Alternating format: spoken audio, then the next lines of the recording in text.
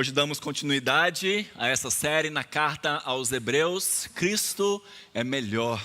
Eu quero convidar você a abrir sua Bíblia em Hebreus capítulo 3. O texto vai passar para você aqui na tela, mas se você tiver uma Bíblia, é importante que você abra. Nós vamos reler alguns versículos ao longo da mensagem e meditar na palavra do Senhor nesta manhã. Hebreus capítulo 3, versos 1 a 19, que o Senhor nos abençoe na leitura e meditação da sua palavra. Amém? Hebreus capítulo 3, versos 1 a 19, a palavra do Senhor diz: Por isso, santos irmãos, que participais da vocação celestial, considerai atentamente o apóstolo e sumo sacerdote da nossa confissão, Jesus, o qual é fiel àquele que o constituiu, como também o era Moisés em toda a casa de Deus. Jesus, todavia, tem sido considerado digno de tanto maior glória do que Moisés, quanto maior honra do que a casa tem aquele que a estabeleceu. Pois toda casa é estabelecida por alguém, mas aquele que estabeleceu todas as coisas é Deus. E Moisés era fiel em toda a casa de Deus como servo, para testemunho das coisas que haviam de ser anunciadas. Cristo, porém, como filho em sua casa, a qual casa somos nós, se guardarmos firme até o fim a ousadia e a exultação da esperança. Assim, pois, como diz o Espírito Santo, hoje, se ouvirdes a sua voz, não endureçais o vosso coração, como foi na provocação, no dia da tentação no deserto, onde os vossos pais me tentaram, pondo-me à prova, e viram as minhas obras por 40 anos. Por isso me indignei contra essa geração e disse: estes sempre erram no coração. Eles também não conheceram os meus caminhos. Assim jurei na minha ira: não entrarão no meu descanso. Tende cuidado, irmãos. Jamais aconteça haver em qualquer de vós perverso coração de incredulidade que vos afaste do Deus vivo. Pelo contrário, exortai-vos mutuamente cada dia durante o tempo que se chama hoje, a fim de que nenhum de vós seja endurecido pelo engano do pecado. Porque nos temos tornado participantes de Cristo, se de fato guardarmos firme até o fim a confiança que desde o princípio tivemos. Enquanto se diz hoje, se ouvirdes a sua voz, não endureçais o vosso coração, como foi na provocação. Ora, quais os que tendo ouvido se rebelaram? Não foram de fato todos os que saíram do Egito por intermédio de Moisés? E contra quem se indignou por 40 anos? Não foi contra os que pecaram, cujos cadáveres caíram no deserto? E contra quem jurou que não entrariam no seu descanso, senão contra os que foram desobedientes? Vemos, pois, que não puderam entrar por causa da incredulidade. Vamos orar mais uma vez. Senhor, com a Tua palavra lida e aberta diante de nós, pedimos, ó Deus, que o Senhor tenha misericórdia, que o Senhor abra o nosso coração e faça-nos enxergar aquilo que o Senhor tem preparado para a nossa vida. Aqueles que precisam de esperança, que a Tua palavra traga o consolo necessário. Aqueles que precisam de transformação, que sejamos confrontados por Ti. Mas acima de tudo, ó Deus, que a Tua igreja seja edificada e o Teu nome seja engrandecido e exaltado aqui, em nome de Jesus. Amém. Queridos, há textos da Bíblia que nos consolam de maneira profunda. Outros que nos encorajam, de maneira que quando nós lemos, saímos alegres. E há textos que nos confrontam, que nos despertam. Hebreus capítulo 3 pertence a essa última categoria. Esse não é um texto confortável, mas é um texto que nos inquieta. Talvez que até nos cause um certo desconforto, porque o autor aqui trata de corações perversos, de incredulidade, de endurecimento, de pessoas que começaram uma caminhada com Deus, mas que não chegaram ao descanso que lhes havia sido prometido. Um dos maiores perigos da vida cristã, meus irmãos, não está apenas em nunca começar a caminhada, mas está em imaginar que porque um dia nós começamos, já não precisamos mais vigiar o nosso coração. As Escrituras nunca nos autorizam a viver uma fé acomodada. Pelo contrário, elas nos lembram constantemente de que a nossa vida, como ouvimos aqui desde o início do culto, nas músicas que cantamos, no vídeo que nós vimos, a nossa vida é uma jornada, é uma peregrinação rumo ao descanso eterno de Deus. E ao longo dessa caminhada, nós precisamos perseverar diariamente na graça do nosso Deus. É exatamente para tratar desse assunto que a carta aos Hebreus foi escrita. Antes da gente entrar propriamente no texto, vamos só recapitular aqui rapidamente alguns pontos. Nós já vimos na semana passada que esse livro, ele foi escrito por alguém que nós não sabemos o nome. É um autor anônimo. Algumas pessoas chegaram a dizer ao longo da história que foi Paulo, outros disseram que foi Apolo ou mesmo Barnabé, mas a conclusão é que nós não temos certeza de quem escreveu essa carta. O que nós temos certeza é que esse autor, ele tinha um relacionamento de primeira mão com os discípulos que estavam em torno de Jesus. É o que ele vai dizer no início do 2º capítulo. Então, essa carta está ancorada no ensino dos apóstolos e por isso ela foi preservada aqui na Bíblia. Os primeiros cristãos que receberam essa carta eram pessoas que haviam se convertido do judaísmo para o cristianismo, e por isso que o nome da carta é a carta aos Hebreus. Então eles conheciam muito, quase que de cor, o Antigo Testamento. Eles já tinham ouvido várias e várias vezes, talvez como você, a história de como Deus chamou Abraão, como Deus transformou a pequena família de Abraão num grande povo, como Deus libertou Israel da escravidão no Egito, como conduziu aquela nação até o Monte de Sinai, onde ele estabeleceu a sua aliança, entregou a sua lei, ordenou a construção do tabernáculo.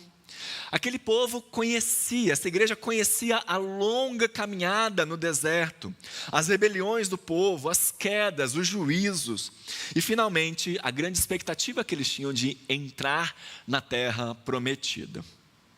E esses cristãos de origem judaica estavam sofrendo. Lá no capítulo 10, depois você pode ler em sua casa, a gente vai ver que algumas daquelas pessoas haviam sido presas por causa de sua fé. Outros tiveram seus bens confiscados e todos eles estavam experimentando a pressão de permanecerem identificados com Cristo, mas num ambiente cada vez mais hostil, num ambiente onde era basicamente proibido ser cristão. Então, percebam uma coisa, o grande problema daquela comunidade não é que eles não conheciam a palavra de Deus. Não é que eles precisavam de teologia, mas era uma espécie de cansaço que estava acontecendo ali. Depois de tanto sofrimento, alguns deles estavam desanimando, outros estavam cogitando se afastar da comunhão, e havia aqueles que estavam querendo abandonar Jesus de uma vez por todas. Essa carta então nasce nesse contexto. Ela não foi escrita para responder algumas curiosidades teológicas, mas para sustentar uma igreja que corria o risco de desistir da fé. E como é que o autor vai construir a sua argumentação de que Jesus é melhor?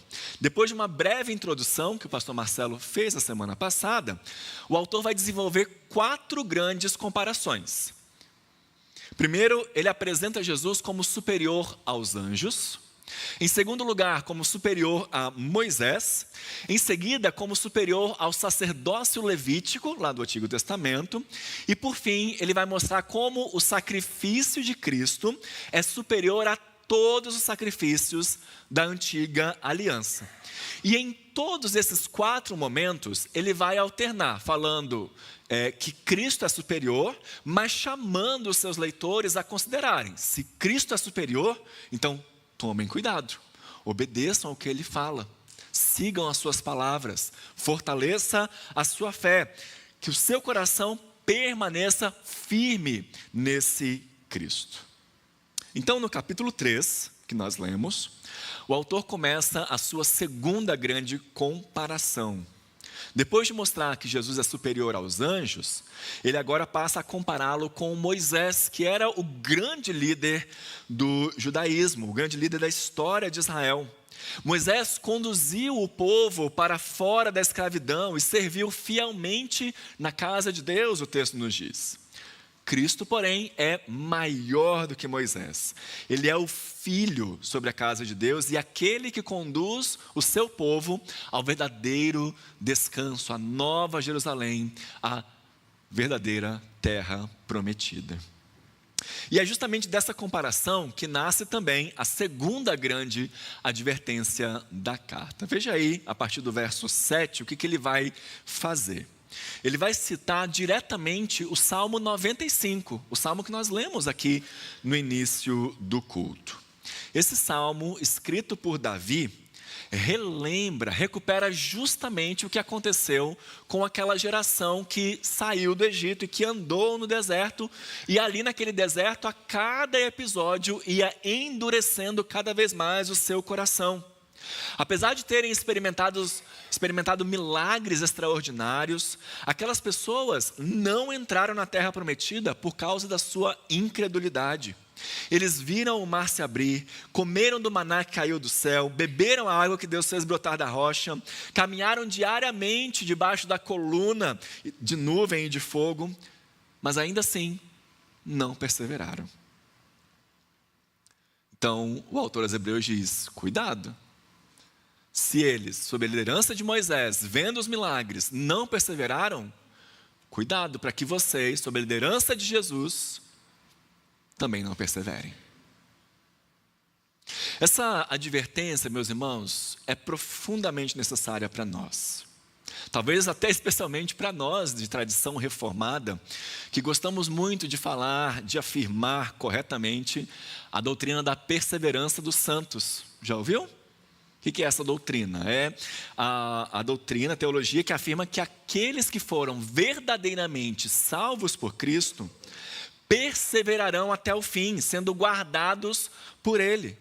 Eles continuam nesse caminho, eles são sustentados por Deus ao longo de toda a jornada. E louvado seja Deus, é plena verdade, é o que a Bíblia nos ensina.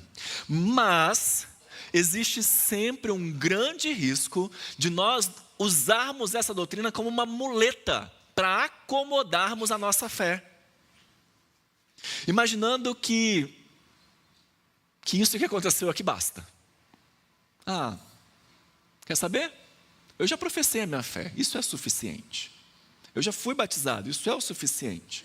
Eu já me tornei membro da igreja de Moema, estou tranquilo. Mas Hebreus nos lembra que a verdadeira fé não é apenas aquela que teve um bom começo. Não é apenas aquela que começou a caminhada, mas é aquela que persevera até o fim. A verdadeira fé não é apenas aquela que começa a caminhada, mas é aquela que persevera até o fim. O autor então nos convida a olhar e avaliar o nosso próprio coração. No nosso coração, na sede dos nossos sentimentos, das nossas emoções, dos nossos pensamentos, dos nossos sonhos, dos nossos planos. É aqui que começa tanto a obediência quanto a rebeldia. O problema de Israel não estava, em primeiro lugar, nas circunstâncias que eles passaram no deserto, mas no coração que eles levavam dentro do peito. Então, nos versículos 12 e 13, o autor identifica 4 marcas de um coração que deixou de confiar em Deus. 4 marcas de um coração que deixou de confiar em Deus. E a primeira marca é um coração perverso. Veja aí no versículo 12. Tende cuidado, irmãos, jamais aconteça haver em qualquer de vós perverso coração. Quando nós ouvimos a palavra perversidade, talvez a gente associe imediatamente a pessoas que são extremamente más, cruéis, violentas, moralmente depravadas. Mas não é essa a ideia principal aqui. A palavra perverso aqui descreve um coração que se desviou daquilo que é bom, que deixou de se orientar pela palavra de Deus e passou a seguir o seu próprio caminho. É um coração que já não deseja mais agradar ao Senhor com o mesmo ritmo, com a mesma intensidade, com a mesma disposição de antes, que já não se submete à palavra com alegria, mas que começa pouco a pouco a negociar a obediência e a justificar os próprios erros. Notem que foi exatamente isso que aconteceu com a geração lá do deserto. Deus havia sido absolutamente claro para eles. A terra era deles. A promessa havia sido feita. O Senhor os chamou a entrar. Mas quando eles chegam na fronteira de Canaã, eles falam: ih, não vai dar. Tem gigantes lá. Eles vão esmagar a gente como gafanhotos. E está difícil. Eles decidiram que a própria avaliação da realidade era mais válida do que aquilo que Deus havia garantido para eles. Os gigantes pareciam maiores do que a promessa, e a própria vontade falou mais alto do que a vontade do Senhor. E o coração perverso, meus irmãos, começa exatamente assim, quando a gente se esquece, ou quando a gente ignora, deixa de perguntar o que Deus disse, o que Deus me prometeu, o que é a palavra de Deus, e começa a falar o que eu estou sentindo, o que eu acho melhor fazer. Será que isso não acontece com a gente também? Quantas vezes a gente sabe o que a Bíblia ensina sobre perdão, mas a gente guarda tanta mágoa que começa a justificar, né? A gente começa a acreditar que nós temos motivos suficientes para não perdoar as pessoas. Nós sabemos o que Deus diz sobre generosidade, sobre santidade, sobre honestidade, sobre domínio próprio, mas começamos a abrir pequenas exceções para nós mesmos. Veja, nós não negamos a palavra de Deus, a gente apenas negocia com ela. E toda vez que a nossa vontade ocupa o lugar da vontade de Deus, o coração começa silenciosamente a seguir o mesmo caminho da geração no deserto, o caminho da perversidade. A segunda marca de um coração que deixou de confiar em Deus é um coração incrédulo. Veja também no versículo 12: tende cuidado, irmãos, jamais aconteça haver em qualquer de vós perverso coração de incredulidade. Ou seja, guardem o coração para que ele não se torne incrédulo. E por incrédulo aqui, o autor não está se referindo a pessoas que passam a negar a existência de Deus. É isso que geralmente a gente pensa quando a gente fala sobre incredulidade. Pessoas que de repente viram ateus. Não é isso que Hebreus está tratando. A geração que caminhou lá no deserto nunca duvidou da existência de Deus. Eles passaram pelos milagres, eles viram o que Deus fez, eles experimentaram o sustento de Deus dia a dia. O problema deles não era a existência, mas era a confiança em Deus. A incredulidade nas Escrituras, meus irmãos, não é apenas você deixar de acreditar que Deus existe, mas é deixar de confiar em quem Deus diz que Ele é. É deixar de confiar naquilo que Deus disse que fará. Deixar de confiar nas promessas do Senhor. É quando a nossa confiança deixa de repousar na palavra de Deus e passa a repousar nas circunstâncias, nos nossos medos, naquilo que os nossos olhos conseguem enxergar. Aos poucos, as promessas de Deus perdem peso, enquanto o medo, a murmuração e a desconfiança ganham espaço no coração. É exatamente o que acontece com a gente também. O nosso coração começa a ficar incrédulo, sabe quando? Quando nós conhecemos as promessas de Deus, mas nós vivemos como se elas não fossem verdadeiras. Quando nós oramos, mas no fundo, a gente nem acredita que Deus vai fazer, mas vou orar porque vai que. A gente confessa, Cristo é suficiente, não há nada melhor que o meu Deus. Mas a gente busca a nossa segurança, a nossa identidade, a nossa alegria em tantas outras coisas que não esse Deus que a gente canta. É por isso que o autor coloca a incredulidade no centro dessa advertência, meus irmãos. Porque antes que o pecado apareça nas nossas atitudes, ele já começa lá no interior, nas dúvidas, lá no coração. Toda a desobediência começa quando nós deixamos de confiar plenamente em Deus. A terceira marca é um coração que se afasta. Um coração que se afasta, ainda no versículo 12, tende cuidado, irmãos, jamais aconteça haver em qualquer de vós perverso coração de incredulidade que vos afaste do Deus vivo. Olha só essa progressão. A perversidade e a incredulidade nunca permanecem como uma disposição interior, mas cedo ou mais tarde elas vão ser exteriorizadas. Elas produzem um movimento de afastamento. E eu quero que você perceba, que você note aqui, que o autor aos Hebreus não escreve para pessoas que nunca ouviram falar de Deus e que já estão afastadas. Ele escreve para irmãos, para crentes, para gente que faz parte da igreja e que ainda assim corre o risco de começar a se afastar. O autor mostra que isso aconteceu com o povo que caminhava lá no deserto, que seguia Moisés rumo à terra prometida.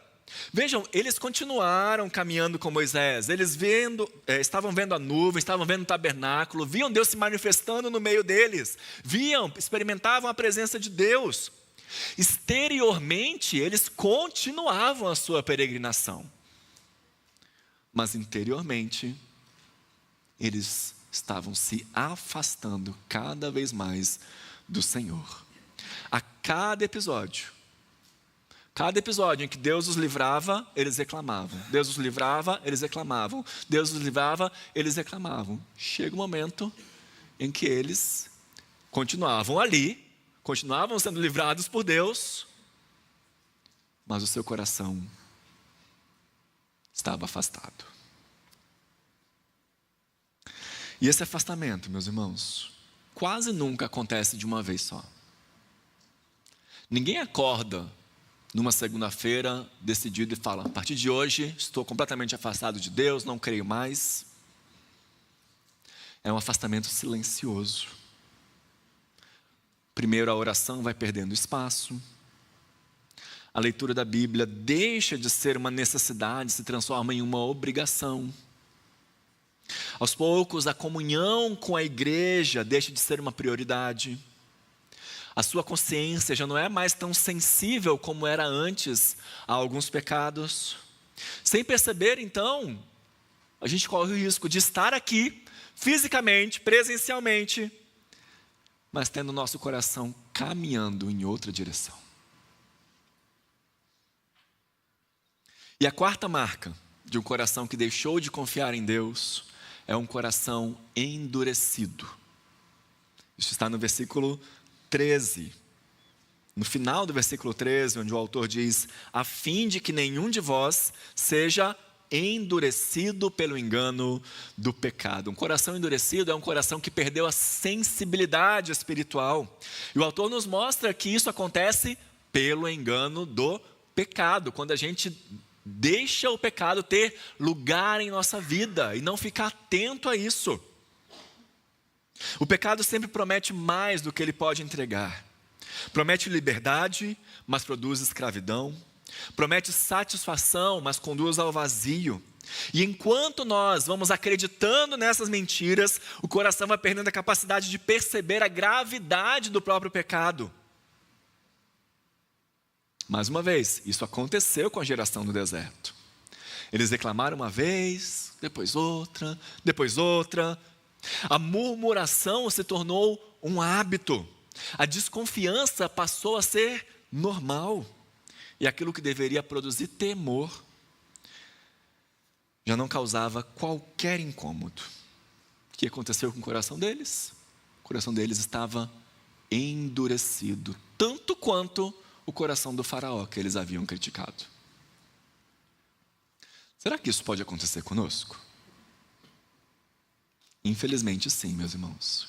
E também de maneira muito sutil. Quando a gente já não começa a sentir tristeza pelo pecado. Quando a palavra de Deus deixa de nos confrontar. Quando um sermão que nos levaria ao arrependimento, agora apenas nos faz pensar em outra pessoa. Você é assim? Nossa, como eu queria que fulano de tal estivesse aqui para ouvir essa palavra. Então, a má notícia é que essa palavra é para você. Se você está aqui, é porque Deus quer que você ouça essa palavra aqui nesta manhã. Esse endurecimento acontece quando nós convivemos tranquilamente com atitudes, com pensamentos, com escolhas que algum tempo atrás nos fariam dobrar o joelho diante de Deus. Então, talvez, mais preocupante do que um coração endurecido, né? Ou melhor, o sinal mais preocupante de um coração endurecido não seja a prática do pecado. Isso é horrível por si só. Mas também a ausência de qualquer desconforto por causa do pecado. Então o autor aos Hebreus vai nos dizer: cuidado, cuidado, cuidado com o coração perverso, com o coração incrédulo, com o coração que se afasta e com o coração endurecido. Mas como a palavra do Senhor sempre faz, meus irmãos, junto com o problema, ela nos dá a solução. Junto com o confronto, vem o consolo, vem o encorajamento. Então, se o autor nos mostra o perigo, ou os perigos do coração, ele também nos mostra como Deus guarda o seu povo. Deus nos deu meios pelos quais Ele sustenta a nossa fé ao longo da caminhada. E quais são esses meios aqui em Hebreus capítulo 3? Em primeiro lugar, ouça diariamente a voz de Deus. Ouça diariamente a voz de Deus. Veja como ele introduz a citação do Salmo 95 aí no versículo 7. Assim, pois, como diz quem? O Espírito Santo. O Salmo 95 foi escrito por Davi. E o autor aqui diz: assim, pois, como diz o Espírito Santo.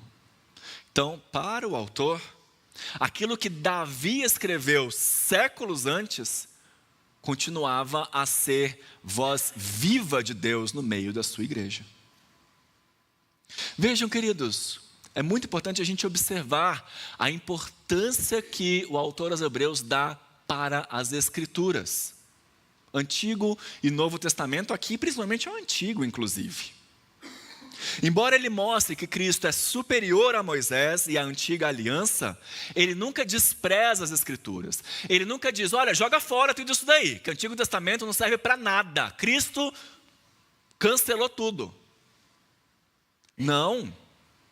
Toda a argumentação dele nasce do Antigo Testamento, porque ele reconhece que o Antigo Testamento aponta para Cristo. Depois ele vai dizer, inclusive, que todas essas coisas, tabernáculo, sacerdócio, sacrifício, tudo isso era sombra do que haveria de vir. Ele reconhece que o Antigo Testamento é a palavra de Deus. Não é à toa que o apóstolo Paulo, quando escreve aos Coríntios, 1 Coríntios capítulo 10, ele também vai citar esse mesmo episódio aqui da geração incrédula lá no deserto. E ele vai dizer que tudo isso foi escrito, foi preservado para a nossa instrução. Aos Romanos, ele escreve que o Antigo Testamento e tudo o que foi escrito nele, para o nosso ensino foi escrito, para que pela paciência e pela consolação das Escrituras tenhamos esperança. E para Timóteo ele diz que toda a Escritura é inspirada por Deus e útil para o ensino, para a repreensão, para a correção, para a educação na justiça, a fim de que o cristão seja habilitado, esteja pronto para dar o seu testemunho, esteja pronto para toda boa obra. Então, queridos, busque a voz de Deus nas Escrituras. É isso que o autor vai enfatizar em todo o seu livro. Na semana passada nós vimos com o pastor Marcelo. Havendo Deus outrora falado aos pais pelos profetas, Antigo Testamento, agora nos falou através do Filho, Novo Testamento. Antigo e Novo Testamento são a palavra de Deus para a nossa vida. Dê valor a esse livro que nós só podemos ter nas mãos pela inspiração de Deus, pela sua preservação, mas pelo menos dê valor a esse livro, porque o sangue de milhares de pessoas teve que ser derramado para que a gente pudesse ter acesso a ele, para que ele chegasse até nós hoje. Inclusive, é por isso que o autor vai o tempo inteiro repetir uma palavra muito importante aqui. Se você tiver uma caneta ou algo para grifar, grife aí a palavra hoje. Olha que interessante, quando Davi escreveu o Salmo 95, ele escreve mais ou menos 400, 500 anos depois de Moisés. E Davi vai escrever: hoje, se ouvirdes a sua voz, não façam como a geração no deserto. Agora o autor de Hebreus escreve também 500 anos, quase 1000 anos depois de Davi, 900 anos depois de Davi.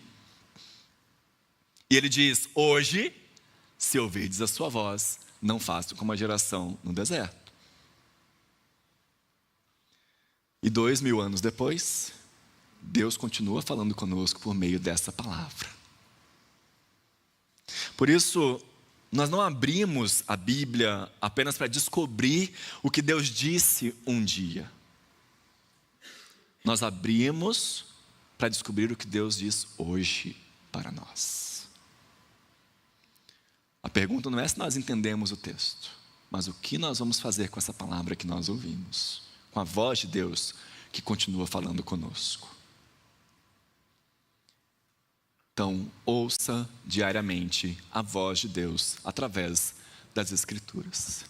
Em segundo lugar, caminhe diariamente com o povo de Deus. Olha aí o versículo 13, ele vai dizer: pelo contrário, exortai-vos mutuamente cada dia, durante o tempo que se chama hoje. Percebam que diante do endurecimento do coração, ele não vai indicar assim: olha, então, se esforça mais para manter essa fé que vocês têm. Ele também não diz: cada um cuida da sua vida e depois preste contas a Deus.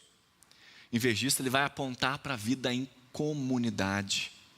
Deus nos deu irmãos e irmãs para caminharmos juntos. A palavra exortar aqui não se resume a você apontar o dedo, aliás, não se resume, não é você apontar o dedo para indicar o pecado ou como que as pessoas estão erradas.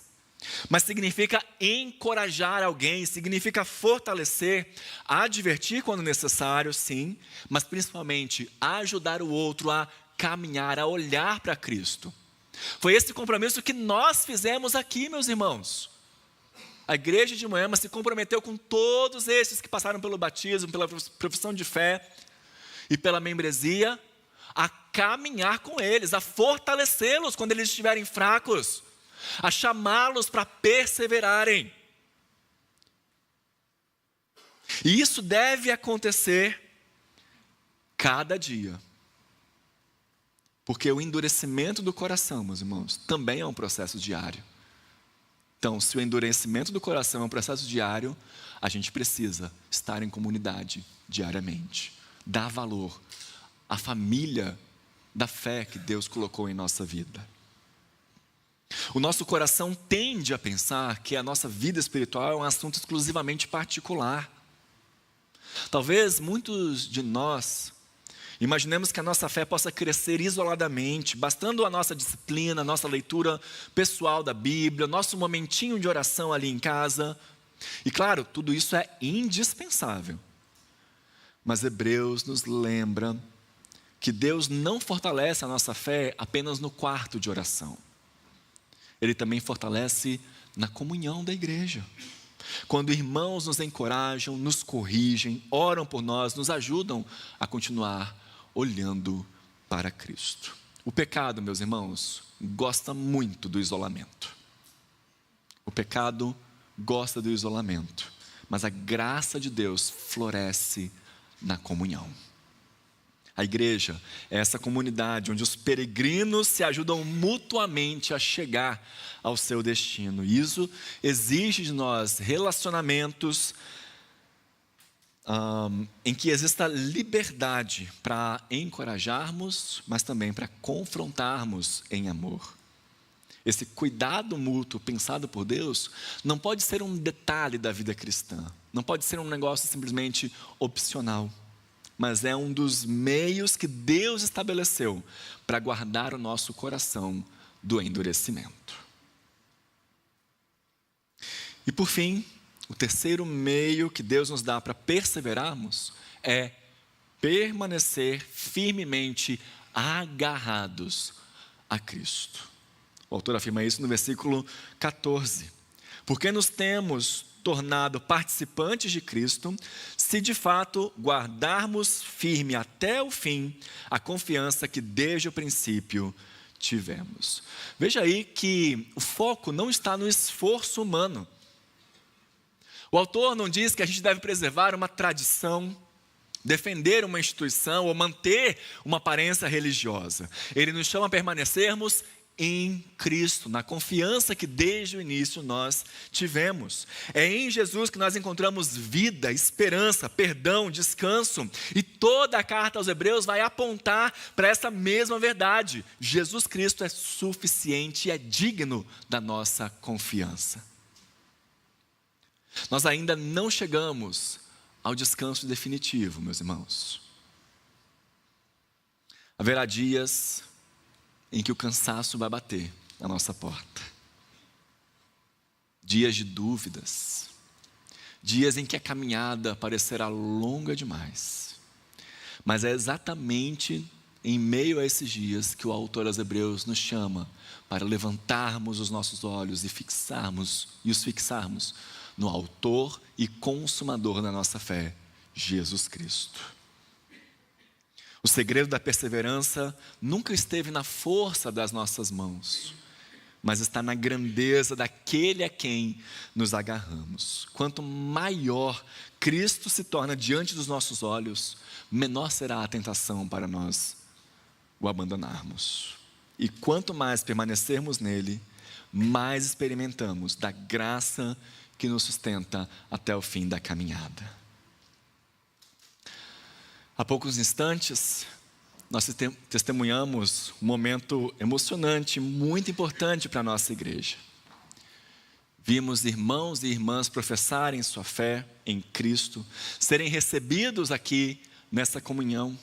Demos graças a Deus porque a sua graça continua alcançando pessoas, continua acrescentando-as a seu povo. Mas o texto que nós acabamos de meditar nos lembra que a vida cristã é uma caminhada, é uma jornada, é uma peregrinação. A alegria desse dia, meus irmãos, não está apenas no fato de que algumas pessoas começaram essa caminhada, mas na esperança de que pela graça de Deus, elas continuarão caminhando até o fim. E essa palavra não é apenas para esses que professaram sua fé, que foram recebidos como membros. Ela é para nós todos. Alguns de nós começaram essa caminhada há alguns meses, outros há muitos anos. Mas nenhum de nós chegou ao descanso prometido ainda. Todos continuaremos sendo peregrinos e todos continuamos precisando ouvir a mesma voz do Senhor. Eu não sei se com isso você percebeu que o seu coração já não é mais o mesmo de algum tempo atrás. Talvez a leitura da Bíblia tenha perdido o encanto. A oração tenha se tornado apenas um hábito. Talvez algum pecado frequente aí já não provoque o arrependimento que havia antes. Se esse é o seu caso, saiba que a palavra de Deus não pede para você esconder isso, mas pede para você deixar isso nas mãos do Senhor. Pede para você se agarrar mais firmemente a Cristo, falando: eu preciso de Ti. A palavra de Deus não nos convida para confiarmos mais em nós mesmos. Ela não nos chama para pensarmos: nós somos capazes. Não, o convite é outro. O convite é: dependa de Cristo.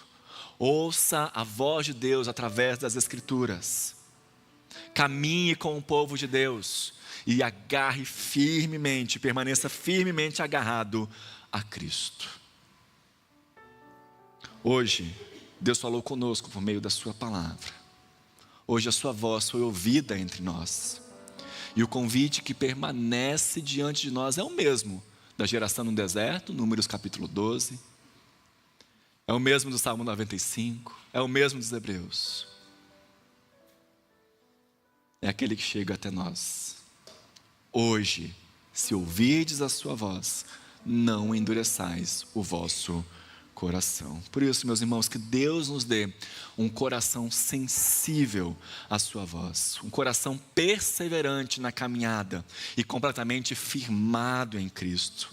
E quando os nossos olhos forem tentados a se fixar nas circunstâncias, nas nossas próprias capacidades ou mesmo nas dificuldades, que o Espírito Santo nos conduza de volta para Cristo, porque é olhando para Cristo que nós continuamos caminhando, é olhando para Ele que o nosso coração é guardado, é olhando para Ele que nós chegaremos pela graça ao descanso preparado para o povo de Deus. Amém?